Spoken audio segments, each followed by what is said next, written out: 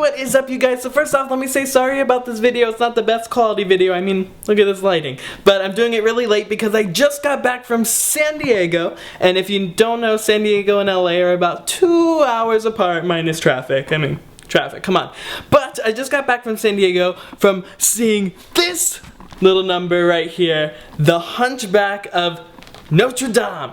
Now, if you didn't know, back in San Diego, Disney Theatrical is previewing The Hunchback of Notre Dame before it makes its way to Broadway, if it makes its way to Broadway. A lot of Broadway shows do a workshop or a preview, see how audience take it in, then they'll make its way to Broadway. So Hunchback is doing its previews here in San Diego through December, and it's actually going to be moving to the Paper Mill Playhouse through March and April, which is where Newsies workshop before it went to Broadway. So if you're in New Jersey, you should check it out. But definitely, this musical is amazing, to say the least. I don't know, Hunchback of Notre Dame is kind of an underrated Disney film, but the score is beautiful, and what they did here is they used more of Victor Hugo's story, who is the main writer of The Hunchback of Notre Dame, which Disney adapted, but uses the Disney adaptation score. So you're basically getting Victor Hugo's story with Disney's added score, which perfectly marries it together, because a lot of Disney musicals don't want to adapt the actual movie. Why put the movie on stage if you can just watch the movie? There needs to be some differences to that, and there are some differences here. Look at the lighting, it's going away. Anyway, I'm rambling, but this show, I can't say so much about it. Quasimodo is played by Michael Arden, who has done many other musicals before. Most recently, most of what I know him for is the autobiography of Samantha Brown.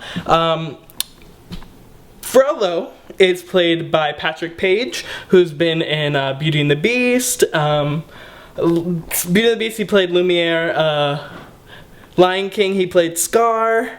And he just left Broadway doing Spider-Man Turn Off the Dark as Green Goblin. Anyway, he's in this. Frollo's amazing. Basically, this story is Frollo and Quasimodo. It's definitely Frollo and Quasimodo's story. Even more so, I'd say, in this musical, it is all Frollo. Frollo's kind of the main character here, and you actually sympathize with him. But I thought the music was brilliant, the new songs were brilliant. If you're definitely a musical person and a Disney person like I am, you'll definitely appreciate this musical. And I happen to say it's probably one of my best musical experiences I've had in a while, just because I've been waiting for this musical to come out for a long time. It was adapted to stage in Germany in 1999, but it's taken so long for it to come here, and it finally has.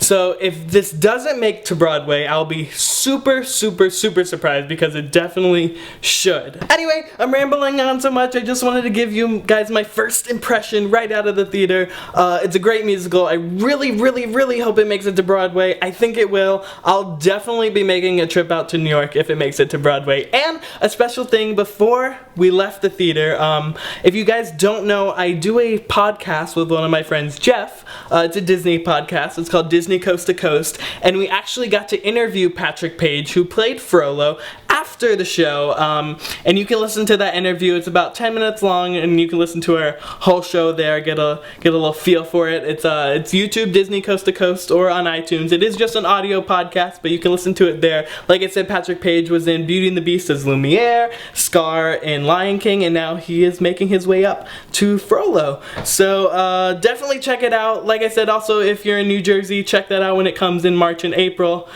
I can't say more about this musical.